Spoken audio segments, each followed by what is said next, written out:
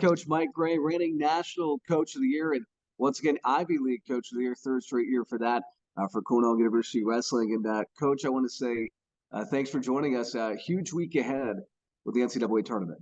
Yeah, no, thanks for having me. And yeah, no, it couldn't be more well said, right? Big week, exciting week. Kind of the whole season builds towards this. So excited to get out to Kansas City and give it our best.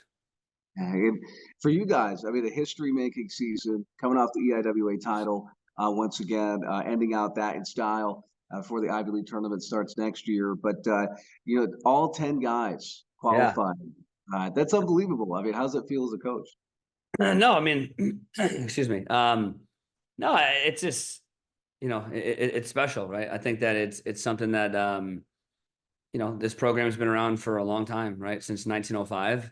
And for us to qualify all 10 is really just a testament to our kids, to the coaching staff, to, just the program as a whole, right?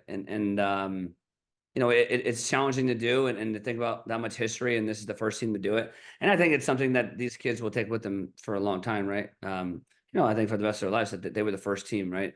They were the first team to qualify all 10, which is, quite a feat. So excited for that. It helps build great momentum going in NCAAs. Having your full lineup there allows you to score more points, but also, gives you, your family, your family, your group is there with you, your whole group. So I think that builds, strength as well.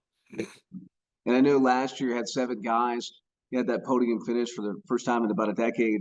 And for you guys, I mean, obviously that's the goal, podium finish. Size up the brackets right now. Obviously, there's a lot of guys to talk about, but you look from 25 all the way up to heavyweight. I think that legitimately, a lot of guys have the ability to wrestle above those seeds to All-American.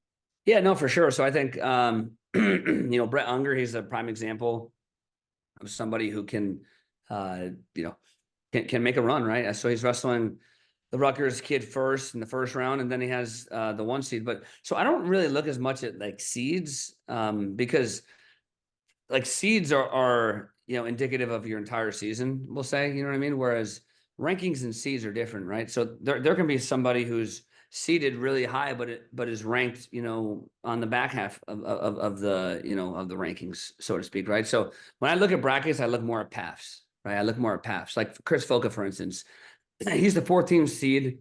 He wins the first round, and then he'll have the 3 seed, and you would think on paper like, oh no. But the 3 seed is a guy he pinned last year, Dustin Plott from Oklahoma State, right? So like that's a favorable matchup. I think that yes, has Plott been wrestling well this year? Absolutely. But Foca beat him before. Why can't he do it again? Right? We expect him to do that again. Cardenas has a tough path, you could say, but there are people he's beaten before. He has he could have Missouri in the second round, and he could have Lehigh in the quarters, right? And those are 2 guys he's beaten before, right? So and so on and so forth with other weight classes. So when I look at brackets, I look at paths as opposed to seeds, so to speak, right? Yeah, and I know that we'll talk about some of the guys for sure in depth. And one of the talks certainly this week, when the seeds came out, you look at Vito being a 6 seed. A lot of people think that's certainly sacrilege, considering all he's done in the sport. But coming off of last year's huge tournament and into this year, only 2 losses to Crookham. Yeah, no, I think with Vito, I think it's fine. You know what I mean? He was going to be probably the 3 seed anyway, so he just takes that. So it would be a 3-6 matchup anyway in the quarters, right? So now he's just the 6 and he's wrestling the 3, and he has the kid from NC State who he got beat handily by Dayton Fix, and he also got pinned by Ohio State Bazakis, right? And those were 2 of his, higher touted matches this year. So I feel good with Vito in that matchup for sure. And then that could set up another matchup with Crookham as well, right? So, no, here's the deal. I mean, if you want to be an All-American, if you want to be a national champion, you have to beat really good guys. And that's just the way it goes, right? So whenever you wrestle them, that does matter. When people say seeding doesn't matter at all, I would disagree with that a little bit, in the sense that, yes, you do have to beat good people to win regardless, but you don't have to wrestle everybody. Like, I'm sure Makai Lewis has to beat Srirachi to be a national champion, but he would probably prefer to not do it in the quarterfinals. Right. Right. Yeah. So I guess that's my point, right? Like you do have to beat really talented people, and seeding doesn't necessarily matter in the scheme of you beating tough people, but the order and the timeliness of wrestling those tough matches can help you with I guess proper seeding, we'll say. Yeah, and I know you look back at the EIWA final, between Vito and Crookham, and certainly a lot of people looking forward to that matchup, that rematch, so to speak. Yeah. And a third one would be amazing, certainly. And take us back to that match. I mean, I know Vito came right out, had the first takedown, set the tone early. Crookham was able to work his style a little bit, and certainly there were other styles or points of the match where maybe there's a stalling call should have been thrown in there, but nonetheless, it was a 10-6 No, bout. I mean, no, it was a good bout. I mean, Crookham did the work to get the W, so you got to give him the credit, right?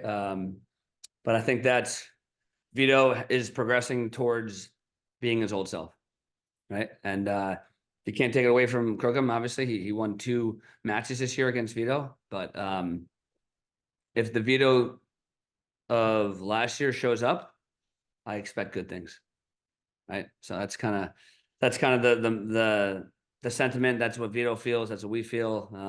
If the Vito that is a world champion, if he wrestles at that level, there's no surprise that nobody will be able to wrestle with him, right? But that's the job, all right. I guess the job is getting that output, right? Getting him in that frame of mind, getting his body to where it needs to be. I've gotten many questions about his knee. He's fine, right? So it wasn't even a tweak, right? So he's ready to wrestle. His body feels good. It's the best he's felt all year, and we expect him to go out there, wrestle hard. This is his last college tournament. He's excited to go out there, leave it all on the mat, and let it rip, right? So I think that the Cornell wrestling fans and college wrestling fans in general should be ready for fireworks, because Vito is going to come, guns a-blazing. That's amazing. Going for broke is what it's all about, especially Exactly. this time of year, coach. And we mentioned injuries and stuff like that. Vince Cornell, is he going to be able to go at the tournament? Yeah, he's there. He's wrestling, right? So we expect him to go out there and do what he can and scrap. He's in the field. And there's many guys that are quote unquote banged up at the tournament, and Vince is he's a really tough kid, and we expect him to wrestle like he always does. Excellent. Be great to see him back out there for sure, and letting it fly. Yeah. Coach, Ethan Fernandez, unbelievable tournament, unbelievable year for him. And I had a chance to speak with him, after the tournament on Saturday. And talked to Mom as well. She was there, so it was nice to see her. Yeah. But talk about his growth. I mean, he's just progressed tremendously this year. No, I mean he's gotten a ton better. I think he works with Donnie Vincent a ton, so I think Donnie, well, obviously Ethan, right? He deserves most of the credit, if not all the credit. And then Donnie works a ton with him and really spends a lot of time with him. So I think it's just a testament to an athlete coach relationship, and just a guy investing in in himself, in the program, working day and night to get better, all the things you hear about for personal development. That's what Ethan does, right? So he lives right. He works really hard in the room.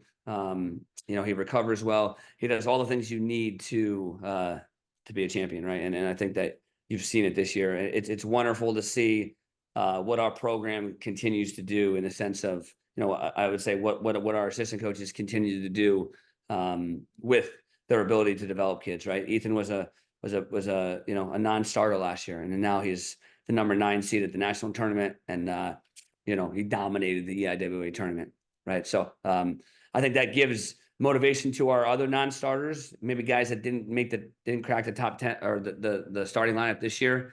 For everybody to believe that they can develop like Ethan, and go out there and be the starter and be the guy. And if we do that, then you create a really strong training environment, a really strong wrestling room, and you continue to grow that way, right? So it's really kind of a revolving door of success when you have your non-starters looking to achieve like Ethan did.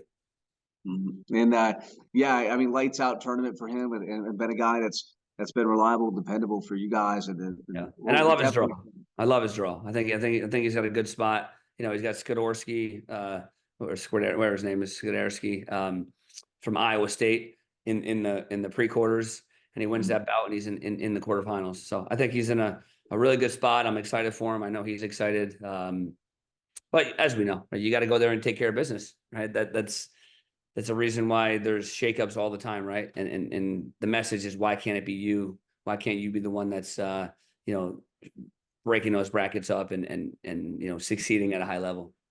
Right on. And succeeding very, very high right now. Meyer Shapiro, Julian Ramirez, also EIWA champs. I mean, Meyer, I think you look back on his progression as a season, from back at Cliff Keen, the only 2 losses of the year for him, and then to where he's at, as expected, for his progress, right? Yeah, no, I mean, I think that it's, you don't know what you know until you know it. In the sense of, yeah, he was a multiple time world champion, at the age level coming in, but college wrestling's a different sport. It's a different grind. It's really challenging, right? So you have to go through the process. You have to go through the steps to be able to get to the national tournament your freshman year with all that experience and knowledge, within you now, right? And then that's what's gonna, propel you to success, right? So I think that his mental fortitude is as strong as ever right now, right? So he doesn't get flustered or phased. He's solid as a rock, both physically and mentally, and he's ready to go out there and just perform. And that's a big thing for Meyer is, enjoy himself, perform, hit his unique skills and do what makes him unique. And he seems to be doing that right now at a very high level, right? So, and that's the message for him is don't change anything and enjoy yourself, because you only get four go arounds at this, right? In theory, you have opportunities to wrestle in the world championships every year, but you only get 4 college national tournaments. Well, unless you're a COVID Yeah. athlete, a COVID baby, right? So, but yeah, so no, I think that we're in a good spot with Meyer, but the biggest thing for him is continue to just keep it fun, keep it light, and enjoy yourself along the way. Yeah, he's done amazing things. A lot of people still talk about that duck under and misdirection duck under against Missouri this year. That was just Yeah, unbelievable. yeah, no, he's a special athlete. He's a really special athlete. And Julian right there too. I know he's got Yeah, some unfinished business. Being an All-American this year. yeah, no, Julian. I mean, I wouldn't say that he was surprised by his seed last year, right? But it's just status quo at this point now. He's just like, yeah, I am the 3 seed because I am that good. I beat David Carr, and I've arrived, and I'm just going to go out there and take a match by match and wrestle with the confidence that I earned, and then take care of business, right? So I think that Julian is is a bring your lunch pail to work type of guy, right? Where he's working hard. He's taking care of business is probably the best way to put it, right? And that's his mentality, that's his mindset, and you can see it when he's out there on the mat. There's not a lot of I wouldn't say there's not a lot of excitement, but there's not a lot of celebration per se, because he expects to do it and he's just moving along towards the ultimate goal. Yeah, and for him too, like, not only All-American, he's thinking more than that. I mean, I remember watching that match last year against the Michigan State guy, Fish, and I definitely threw his trajectory off, battled all the way back to the blood round, almost All-American last year. So when a guy gets that close, and they literally could taste it, same with Unger, guys like that in this team, how much does that weigh in their mind in the offseason to say, hey, you know what, next year this ain't happening? No, it's huge. It's motivation, right? I think that's the biggest thing is for the guys that don't get what they want next weekend. It's like, hey, remember this feeling, because this feeling will fade, right? This feeling will fade, but you need to do your best to remember it, because this is what will drive you, right? This is what will push you through a lot of situations where you don't want to maybe get those workouts in. This is what will have you go on a 6-mile run while you're on vacation, right? This is what will, obviously push you through hard workouts, but the days you don't want to do it, this will motivate you to do it those days, right? Because everybody can do great things the day they want to train, right? But the days you don't want to do it, that's what, those are the ones that actually matter, right? And I think that, if you don't succeed at the national tournament, like Julian did it twice, right? That leaves a burning desire, right? Deep down in your belly to, get the job done, right? And I think that's what he's done. He's taken that, he's remembered that feeling. He's taken that, that dissatisfied feeling, and he's worked hard to, hopefully, completely change everything. Yeah, and it's going to be exciting for him. For me, watching him compete, he's got that natural ability, the scramble ability that's intuition. You can't teach it. Just how the vibe and the flow on a mat, and it's something I haven't really seen before of how good he is at that. Yeah, no, I would say Julian and Meyer are both extremely gifted with their body awareness, but they're also different. I think that Julian's probably a little more explosive. Meyer probably has more length, but no, Julian he's always been special there. He's always been special in the scrambles. He's always, like you said, right, that intuition has always found a way to come out on top of the scrambles, right? And part of it is just kind of knowing which way to turn naturally, and he knows that, right? So. But no, I'm excited for Joe, and he's got all the tools to be a national champion. He just has to go out there and take it, right? Because I tell our guys all the time, but what you kind of earned is got you to the tournament. Great job, right? What you earned got you top 33. Now go out there and take what you want, right? If you want to be an All-American, you got to kick the door down and go in there and make it happen. If you want to be a national champion, same thing, kick the door down, and get to the top of the podium. Yeah, execution, 100%. And some guy, you look at the EIWA, and arguably, if not unarguably, Benny Baker coming out, Newark Valley guy down the road. I mean, this is like a dream season for him just to be there and to qualify. Oh my gosh, unbelievable, Yeah, no, it's just I wouldn't. I mean, no, I mean you have some struggles during the year, but you stay in the fight and you keep believing in yourself. And, it's just really the coming of age story, before your eyes, I guess, so to speak. Right. And he stayed in the fight, and then he ends up beating the Ivy League Wrestler of the Year, and the number 5 ranked kid in the country twice. It's just so impressive, right? The ability to continue to have the self-belief to be able to make that happen is so impressive. And no, we're really, really proud of Benny. And but the biggest thing that I've been talking to him about, and he's been adamant about as well, is the story's not over, right? Because he's playing with house money right now, right? He's a senior. He's got a job lined up. He's got nothing to lose, and that's a dangerous guy. Right, that's a really dangerous guy to national tournament. Somebody who is willing to stay in the fight, who's excited to compete, is not worn out, and wants to go out there and leave his mark in his last season, right, or in his last wrestling matches. This will be his last competitive matches, so he's going to give it his all, and we're proud and excited to see him do it. Yeah, and like you said, the nothing to lose mentality. Go out there, just let it ride, let it fly. And Benny, you think about the first match of the year against Sacred Heart, and he had the mask on, and the all that. Now the Jason mask almost. It was sort of yeah. No, and then you see him now, right? So I think it's really cool. It's cool to see his development throughout the year, and it's also cool to see him deal with adversity, right? He had a stretch there where he, lost a lot of bouts, but he didn't let it get him down, right? And that's the message to the team. And we have two great guys, right?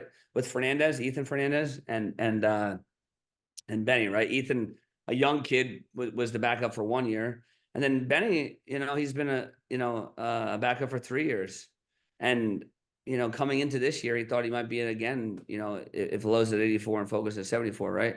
He's the backup again, but he gets opportunity, and I think it sings the praises of our staff, right, and the program, even more, that somebody after 3 years is not checked out, is ready to step in and get it done, right? Because a lot of times when guys are pretty much, we'll say, non-starters for 3 years and they're going into their senior year with, somebody like Foca at their weight, before the season when they think they're checked out, right? But Benny is not that way.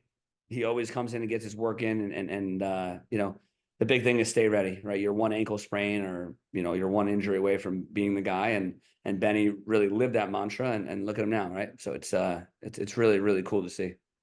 Yeah, it's been awesome to see that the whole evolution and transformation for him, and a couple more guys with the weight. I mean, you look at above that, you got Foca 84, Yeah. who's yeah, obviously everyone knows that they're going up into that role with Johnny Lowe with the injury and season ender. Yeah. But for him, I mean, you look at the Columbia guys beat them, 2 or 3 times this year, right? And for now, to be a little bit lower of a seed, but knowing, as you said, he's beating a lot of the guys ahead of him. Talk about him and how's his injury and things like that too. Yeah, no, I mean, he's good. You know what I mean? So he should be 100% and ready to rock and roll next Thursday, right? So we're excited for that, and making sure that he's healthy and able to take the mat. So that's looking great. So that's first things first. And then for him, no, I mean, like Chris is so unique that he can beat anybody, right? And that's the message to him, is like, hey, continue to believe in yourself. This guy from, you lost to the guy from Columbia. That's okay. It's the national tournament. You never know how it's going to shake out, right? You just got to be ready to compete hard and try to score as many points as possible. The people that win at the national tournament actively pursue points. They don't hang on, right? And if you're doing that, then you're going to be just fine, right? And that's the message to him, and starts with the first match. Take care of business first, and then we move on from there, right? Take care of business, with your first guy. Then you look to the second, and then the third, and so on and so forth, right? Don't look down the road. That's only gonna get you worn out. Excuse me. Right. Focus on who's in front of you, and taking care of what's in front of your face. That's pretty much it. That's the message. With him going up, I think that maybe he could have had a little more of an advantage if he knew earlier, but it doesn't matter. It is what it is. He's beaten many good guys this year, and he's beaten guys that are All-American, national champion caliber guys, and there's no reason why he can't do it. In Kansas City. And you look back at last year's tournament, finished at third at 74, and beat a lot of quality guys, including Lewis, national champion there from Bontac. And for him, when you jump up weights like that in college, obviously wrestling is wrestling, but when you jump up weights, and I think a lot of people that are non-wrestlers, they don't understand, like, there is a difference of that 10 pounds, in terms of strength, in terms of the style of match. For Chris, I think he's been able to wrestle his style and translate that very well to that next step. Yeah, no, I think he has. I think he's been impressive, right? Obviously, he's picked up his losses along the way, which is okay. It comes with development and growth. But I think that I think he's ready to bet on himself this weekend, which is big, right? Bet on yourself, control your destiny, and go make it happen. Coach, 2 more, of course, big wrestlers to talk about here. 97, All-American last year, of course, Jake Cardenas, and then and Lewis after that. But Jake's to see where he's come, obviously world medalist in the offseason as well. For him, this year, and to place even higher than that 8th place finish is certainly the goal. But even beyond that, and I thought the Beard match was a solid match. Obviously, they come out on top the EIWA final, but had to take down. He was in control of most of the bout. Yeah, no. So for him, he's got 3 guys in a row that he's beaten before. You can't ask for a better draw, and that's kind of where I'm like, this is great. He's got Waymeyer, who he beat last week, right? First, the kid from Columbia, and then he'll wrestle. Then he could wrestle, I should say, right? Then he could wrestle. And mind you, this is coaches looking at brackets, not the kids, right? But he could wrestle Elam from Missouri, who he beat in the duel, and then he could wrestle Beard, right? So those are 3 guys he's beaten before. And once again, right, when you're looking at brackets, you're looking at paths, right? Paths to victory. I saw that and I was just like, this is fantastic, right? Are there going to be hard fought bouts? Absolutely. It's a national tournament. Of course, they're going to be hard fought bouts. But wrestling somebody you beaten last week, or wrestling somebody you beat this season, or beat last, like you gotta want to wrestle that. That beats somebody that beats drawing somebody who's beaten you the last 10 times, right? so you got to be excited about that. So I think Jacob is in a really good spot. He's got to just take advantage of the situation, wrestle well, and get after it. And definitely one of the prettiest double legs I think in all wrestling is what Jake puts on the table, and it's fun to watch because it's so explosive when he gets a hold of it and powers a guy up and bam, he goes down. I guess sum up his career at Cornell. I know that he may not obviously be back next year with a 1-year eligibility. Yeah. No, I mean he's been great for Cornell, right? And I think that he was one of the guys that was here before, I got the head job, and he stayed, and, along with obviously Cardenas, Foca, Ramirez, right? Those are the big three that kind of anchored me, which is great, right? So I'm always going to be very appreciative of his loyalty and his, belief in me, and, his parents as well. And just, really, really good people. And I think that, when I think back of his career, you're going to think of, one of the most athletic big men we've ever had here. Right. Because we've had some strong guys, strong, great athletes, but you talk about that guy moves like a 25-pounder. Yeah. But he brings the power of heavyweight. So I think that's his lasting mark, is his or what he'll be remembered for, right? Is his ability to be so athletic at such a big weight class. It's so neat, and it's been a pleasure to coach him and be part of it, and excited for this one last run with him as well. Yeah, and this year, Coach, I mean, the Missouri dual meet, a lot of people talk about that, how important that was. One of the clips they used was him beating the guy from Missouri who was undefeated at the time. And you guys won NCAA Team of the Week that week. And just been a special year, and hopefully he caps it off the way he should. Yeah, I hope so. Really do. But last but certainly not least, Luis Fernandez coming back at heavyweight, fully healthy this year. He's put together a pretty solid year. But I know he'd like to cap this thing off the way he knows he can. Yeah, no, I think Luis is he's a tough out. He's a tough out for people, right? Because he's so unique. Right? He's very, very unique for the heavyweight weight class. He's obviously a great top wrestler, and he does a lot of things, that are just different, right? Different than most heavyweights, right? So I think that Luis is poised to have a great weekend, right? I think that a lot of these guys, get into the, we'll say the rigor, or just the system of wrestling the same type of wrestler, right? The same type of wrestler, they both get 1 points, they both get escapes rather, and then there's one takedown in the third period that decides a heavyweight match, or it goes to overtime, right? There's not a lot of shooting. It's just over-unders in wrestling, right? Where Luis wrestles a lot of different positions. He's great on the mat, right? And he provides a challenge to anybody he wrestles, right? So that's what I'm looking forward to. I want him to wrestle in a bunch of positions. I want him to put his skills on display and, force his opponent to match him and see if they can. Yeah, well, we're definitely, hopefully looking forward for All-American finish for him. And it's certainly a podium finish after last year. You guys, made some history last year, finished third in the country. And my last question today, Coach, is aside from the funny video I saw you guys where you went back in the time chamber. Yeah. And then your son. That was genius, man. That was funny, man. With Giving Day. But this group of guys, you mentioned the anchors, with Ramirez and guys like that. But it seems like this group is as focused, but also as close as any that's been up there in many years. Yeah, no, I think that these guys ushered in the culture that we have now, right? I think that it's just different than it has been, and that's wonderful, right? So it's a really, really tight-knit group. Our our mantra, family, not factory, is really, really important to us, especially in, the day and time like today with NIL and kids just, essentially being free agents and being bought and things like that. Our kids are a family, right? They're a family, and it starts with those three, right? Cardenas, Foca, Ramirez, and also John Lowe, right? He's not on the mat this year, but he came back, right? He had, not even a full semester to graduate, and he came back.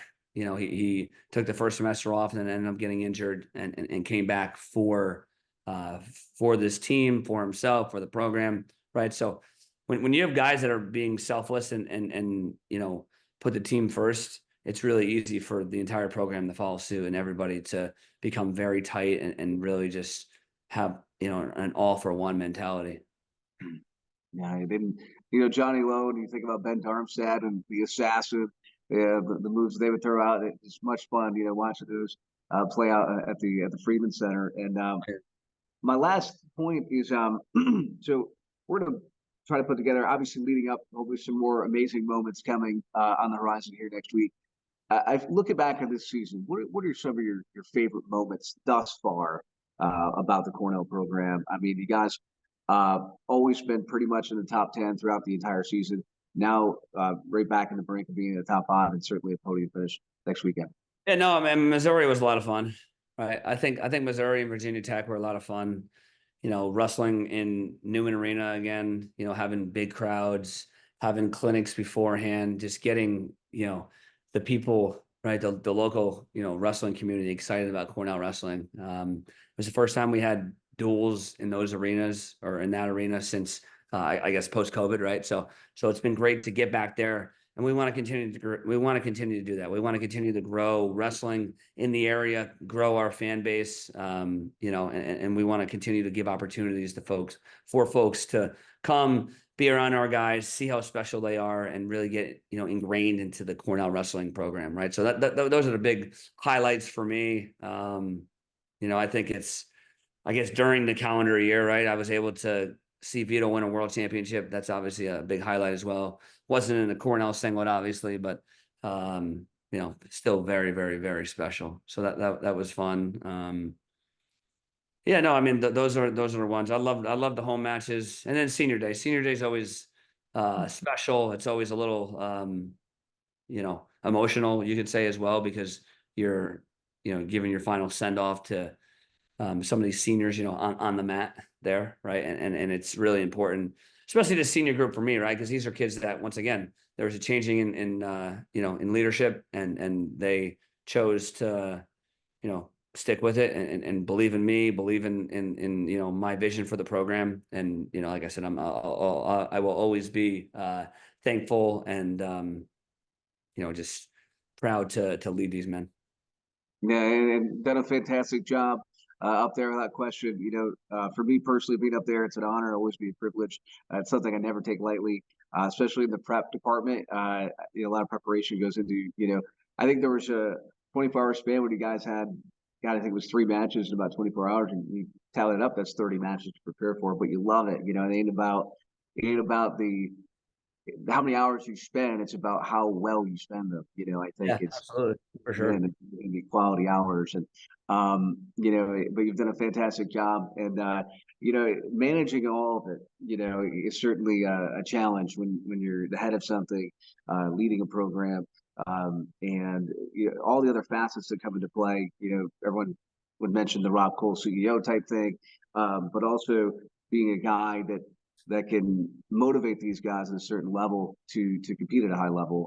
For you in particular, talk about your growth as that leader, and what you've been able to acquire along the way.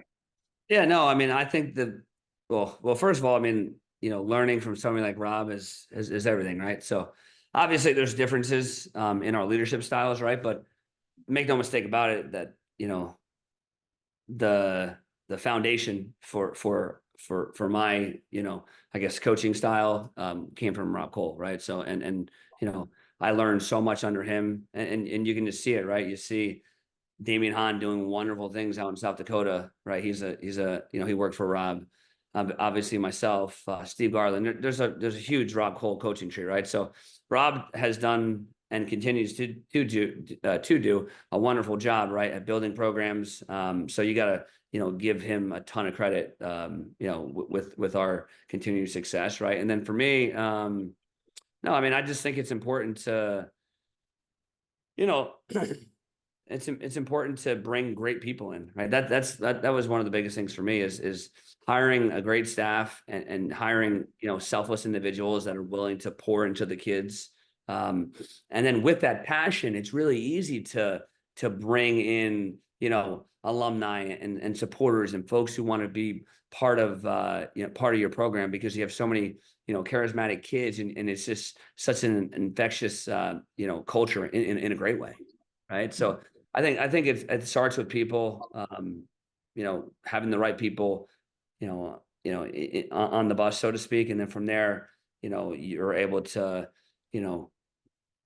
touch the community, right? The local community, and bring them into your wrestling culture and community. And then you continue to build from there. Right. So I've been very lucky to have, a great staff that have been working their, working their butts off, making me look good. So I love it, Coach. Well, we want to wish you nothing but excellence next weekend at the NCAA Tournament in Kansas City. I'll be up there obviously later talking with some of the guys real quick about 4:00, 4:30. So I'll be excited for that as well. But I want to say thank you for all you've done for me, and certainly but more to come next weekend. Thank you. I appreciate it. And yeah, let's have a weekend in Kansas City.